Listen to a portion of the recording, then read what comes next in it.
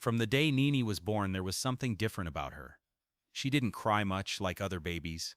No, she just yawned, smiled a little, and slept off. Even the nurse who delivered her said, "This one will like sleep, oh madame. She won't stress you at all," and she was right. As a child, Nini loved sleeping even more than food. When other children were running around playing tag and seek, Nini would find a corner, lie down with a wrapper over her head and snore like a baby cow. Sometimes neighbors thought she was sick. One auntie even came to knock one day. "Mama Nini, your daughter has not moved since morning. Is she okay?" Mama Nini smiled. "She's okay, she's just resting." "Resting? Okay. Oh, if you say so." Mama Nini was always embarrassed. This girl would never stop dragging her legs out. Unfortunately, even Kapakam couldn't chase sleep away from Nini. Her mother tried everything. She poured cold water on Nini in the mornings, but Nini would still sleep on a wet mattress. She put pepper under her nose. Did it work? If I lie, yeah. Nini would sneeze and go back to sleep. Not even buying the loudest alarm clocks could help, as Nini's spirit of sleep was stronger than all her mother's efforts. It was also worse in school. Nini would sleep in class with her mouth open and pen still in her hand. Her classmates would draw on her face with red pen, yet Nini wouldn't move. Her teacher, Mrs. Okoye, got tired one day. She shouted, "Nini, wake up! What kind of spirit is holding your eyes?" Nini jumped up confused and said, "Sorry, Ma. I was praying in my heart." "Praying?" The teacher frowned. "Yes, Ma. I always pray with my eyes closed," Nini explained. "You were snoring while praying." Nini smiled. "Yes, Ma. That is when I pray deeper." The whole class burst into laughter. Mama Nini was called to school more times than she could count. One day, she sat Nini down. "My daughter, tell me the truth. Is it that you are tied in the coven of sleep? Do you often see yourself floating anywhere?" Nini frowned. "Mommy, you worry too much. This sleep is natural. Some people sing, some dance. As for me, I sleep." Her mother exclaimed in shock. "Uo, my own child is gifted in sleeping?" No matter how much her mother talked, Nini didn't care. In fact, every warning was like comedy to her. She even gave herself the nickname Sleep Ambassador. One Saturday afternoon, Mama Nini was cooking egusi soup when she heard people laughing loudly from the backyard. It was Nini talking to her friend Nguzi. "I will enjoy marriage." "Oh," Nini said. "Are you sure marriage is not suffering?" Nguzi replied. "I beg, marriage is not a military camp. I will sleep when I want to. My husband will understand." From the kitchen, her mother shouted, "Which husband will understand?" "Mommy, leave it now. Marriage is love, not labor. I won't marry a man that will be shouting 'wake up' every morning." Her mother had to come out to meet them. "Nini, so you think marriage is sleep and meat pie? Let me tell you, marriage will humble you." "Oh, Yitubu. Then I'll marry a humble man now," Nini laughed. "God, I beg." Her mother looked up. "This girl thinks marriage is a playground." "Look, Nini, a good wife wakes up early. She takes care of the home. She prays with her husband. She manages money. She doesn't sleep all day like a lazy cat." Despite all this, men still admired Nini. She was beautiful and had a lovable personality, and that was how she captured the heart of Obasi. It all started on a Sunday morning. Nini had managed to follow her mother to church, but after praise and worship she was already dozing. While others were shouting amen, Nini was mumbling, "Zuzmen." Right in the middle of the pastor's message, her head dropped forward with a loud bam, and her forehead hit the pew in front of her. Everyone turned while her mother covered her face in shame. "God, why me?" Just as Nini was rubbing her forehead and trying to sit up straight, a gentle voice whispered, "Are you okay?" She looked up and there he was, Obasi, a fine tall man with glasses that made him look like a rich professor. "I am fine," she said, pretending to be alert. "I noticed you've been meditating deeply." Obasi smiled. "Oh yes, I was praying." You pray very silently." Nini smiled, trying to act classy. After church, Obasi waited outside and greeted her again. "I am Obasi. I just joined the church." "I am Nini. I have been here for long." He smiled. "I like peaceful people. You look peaceful." "My life is peace itself," Nini smiled proudly. They exchanged numbers, and from that day Obasi began to call. They would talk for hours. Surprisingly, Nini had energy on the phone. Oh, she would gist and laugh without blinking. But when he asked to meet her for lunch at 12 p.m. one Saturday, Nini came at 2 p.m. She quickly apologized. "I am sorry I overslept." "There's no problem," Obasi smiled. He liked her too much to complain. Love was truly blind and a little deaf too. But one day Nini warned him, "I like to sleep a lot. Oh, I hope you won't come and be disturbing my destiny." Obasi laughed. "No problem, I'll be patient." And truly he was patient. He accepted her weaknesses without complaint. Even Nini's mother was surprised. Obasi must be sent from heaven. Oh, when Obasi proposed, Nini accepted without a second thought, and they had a beautiful wedding ceremony. But before they left, Nini's mother took Obasi aside and whispered, "My son, may God be with you in this journey. And I hope your house has enough noise, because if you let this girl sleep in a calm environment, she may forget to wake up." Oh, Obasi just laughed. He had no idea what he was signing up for. At first, Nini tried for real. She wanted to be a good wife. She woke up early, cleaned the house, prepared meals, and even prayed with Obasi in the morning. Obasi was impressed. "Wow, this marriage thing is working," he said. But after 2 weeks, Nini started showing her usual signs. First, she overslept and forgot the soup on fire. Obasi came home to meet a burnt pot and smoke in the kitchen. But Nini's mouth was very sharp. She quickly blamed it on the onions. "The onions were making me cry, so I went to lie down small." The next week, she forgot to pick up Obasi's clothes from the dry cleaner because she slept off while watching TV. Then one day, Obasi came home early and found Nini sleeping on the floor with a mop in one hand and the bucket beside her. He shouted, "Nini, what happened?"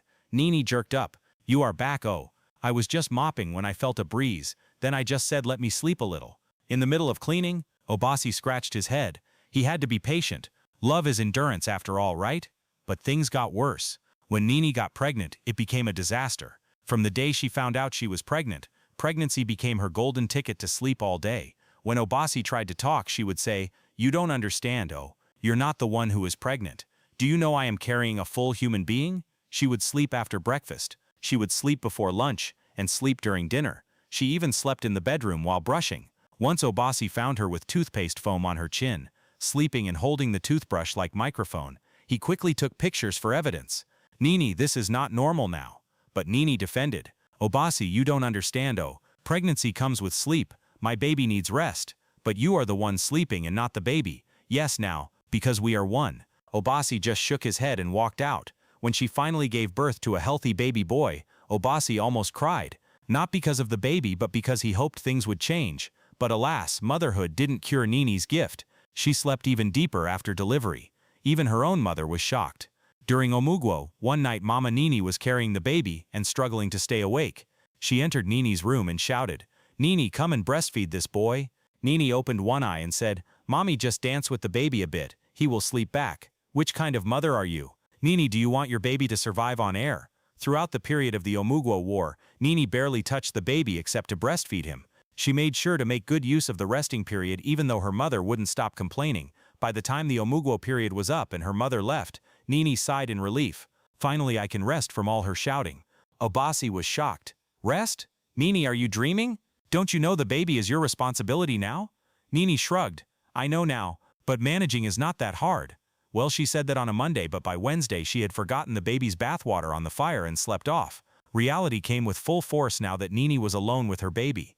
She tried chewing gum to stay awake, but after a while she would chew and still sleep. One night she put her feet inside cold water but slept off and kicked off the bucket. What of loud music? She slept through the bass like a rock. She continued to patch her way through motherhood until one day when her fellow sleeping ministers pushed her off the cliff. Obasi came home that evening to find her asleep on the sofa with her phone ringing under her cheek. He tapped her. "Nini, how long have you been sleeping?" Nini opened one eye, rubbed it, and said, "I don't know. When you left this morning, I just said let me rest small." You have been sleeping since morning." "Nini, what of the baby?" "Oh, he was beside me. He crawled away small, but he will come back." Obasi's heart stopped. "Crawled away? Where is he now?" Nini sat up, looked left, looked right, and froze. "Jesus, my baby, oh." They both rushed round the house calling, "Junior! Juju, come here! Baby! Papa!" But Junior was nowhere in sight. Obasi started panicking. He ran to the kitchen and that was when he screamed, "Nini, come here!" Nini came running, and when she entered the kitchen, her mouth opened wide. The baby had decorated the entire kitchen. There was rice on the floor, beans were scattered like petals on the floor, Gary was floating in water on the tiles, and in the middle of it all was baby Junior sitting proudly inside a bag of flour like it was his swimming pool. His whole body was white. His nose, his hair, even his eyebrows. It was as if he had joined a masquerade camp. Then Obasi noticed him crawling towards a small red container. "Ah, Pepper!" Obasi dived like goalkeeper and snatched it just before Junior dipped his hand inside. He picked the baby up and rushed to the bathroom. Then he turned to Nini. "You were sleeping through all this?" Nini covered her mouth. He bathed the baby, dressed him quickly, and stormed out with Junior in hand. "Where are you going?" Nini asked. To the hospital. What if he swallowed something dangerous? Ah, but please now. Let me follow you. No, stay right here and continue sleeping. With that he slammed the door and left. At the hospital, Obasi was pacing back and forth like a madman. The nurse came out and said, "Sir, your baby is fine. He just had a little flower in his ear." Obasi almost cried in relief. "Thank you, Jesus." Meanwhile, back at home, Nini was sweating under the air conditioner. She was fully alert now.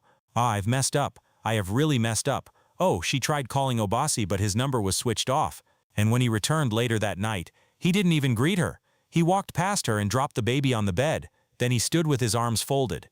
Nini ran to him. "Obasi, I am very sorry, please." "Sorry? Would you be saying the same sorry if something had happened to him?" "I know, I was just tired. I tried to stay awake. I even chewed gum." Obasi pointed at her angrily. "Nini, I have tried. Oh, I have closed one eye, even closed the two eyes for you. But today my eyes opened. Obasi, please now. I am really sorry. Nini, I can't trust you anymore. You don't have any sense of responsibility. This house is not a playground." Tears rolled down Nini's cheeks. "I will do better. I will change. I promise. I have heard that before now. Tomorrow morning you will pack your things and go back to your mother's house. I need space to think." "Ah, Obasi, you can't send me away with a baby now. And who says I am sending you with him?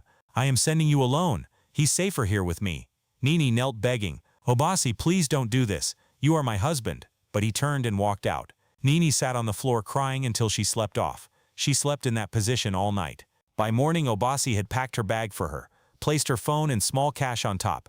"I already called a Kiki for you, and I informed your mother too." Nini stood outside her house with swollen eyes. She looked up at the sky and shook her head.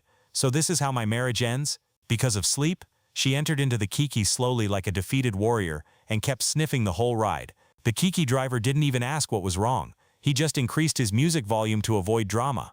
When she arrived at her mother's compound, she came down quietly, wiped her eyes and knocked on the gate. "Mama, it's me, your daughter." From inside the house, Mama Nini shouted, "Go back to your husband. This is my own husband's house." "Mama, he sent me away." "Good, then go back and beg him." Nini was shocked. She shouted even louder, "Mama, I don't have anywhere to go. Just let me in for today. I can sleep on the floor." "Of course you can sleep on the floor now. That is your favorite place. Mama, please, I have changed." Her mother opened the door slightly. "Really? So how many hours have you stayed awake today?"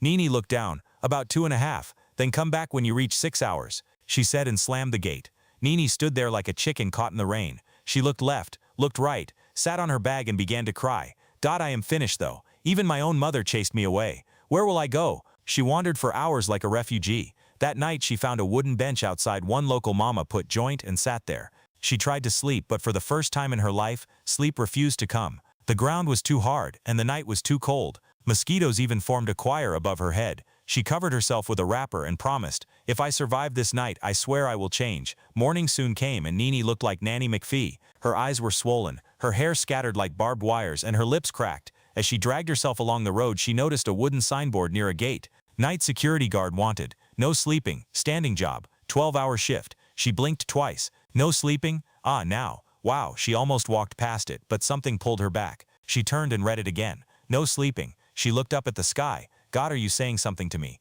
Is this what they call divine punishment?" But then she sighed. "Well, maybe this is what I need." Door. She knocked on the gate and a tall man with a white stomach came out. "Who you defined? I saw the sign. I want to apply." The man looked at her from head to toe. "You want to be security? You craze? I am serious. I can do it. I need this job, please." The man looked suspicious. "You look like person way they fear night duty." Nini raised her hand. "I promise. I can do it." After some questioning and one tiny interview in the manager's office, they gave her a shirt, a whistle, and a flashlight that looked like it came from 1972. "Your shift starts tonight, 6 p.m. to 6 a.m. No sitting down, no nodding, no dozing. If you sleep for 1 second, you are gone." That night, Nini arrived early. She wore her uniform and stood at the gate like a soldier. The first 3 hours were fine. She even whistled well and paced back and forth confidently, but by midnight, Wahala began. Her legs were vibrating and her eyes were blinking like faulty traffic lights. She started singing to stay awake. She danced and marched around. She chewed cola. She slapped herself. She put her feet in cold water.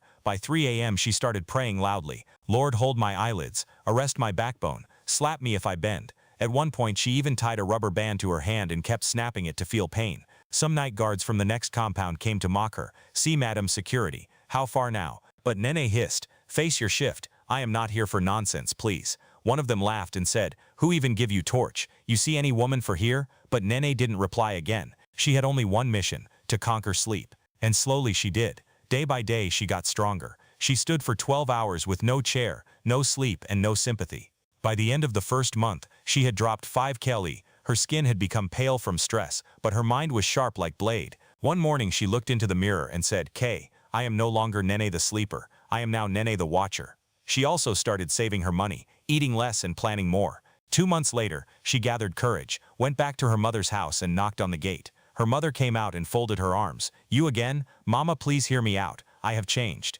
You've said that before. Nene, what is new this time?" "No, Mama, this time I can prove it." She showed her cracked heels, her black security boots, and her security ID card. "I have not slept in peace for 60 days, Mama." Her mother's eyes widened. "Really?" "Yes, Mama. I now know the value of staying awake. I now understand how careless I have been." Her mother stepped aside and said, "Come in, my daughter. You have really graduated." After Mama Nene welcomed her back into the house, Nene didn't rest literally. She couldn't rest. Work was now her enemy.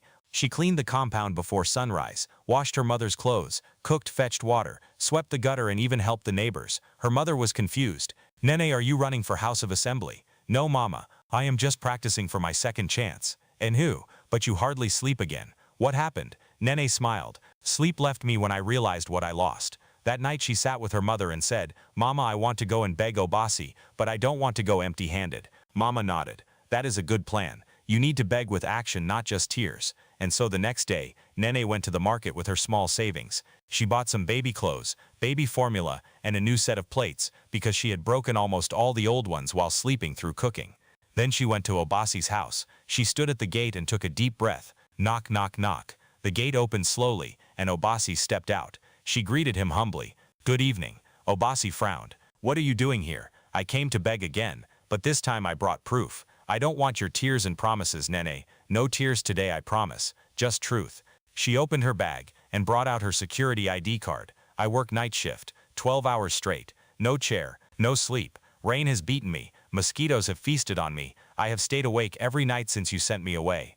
Obasi looked at the card and laughed. "You, security, you wait a sleep like broken wall clock?" "I did it because I had to fight for my life before I lose everything. I nearly lost my baby and you too."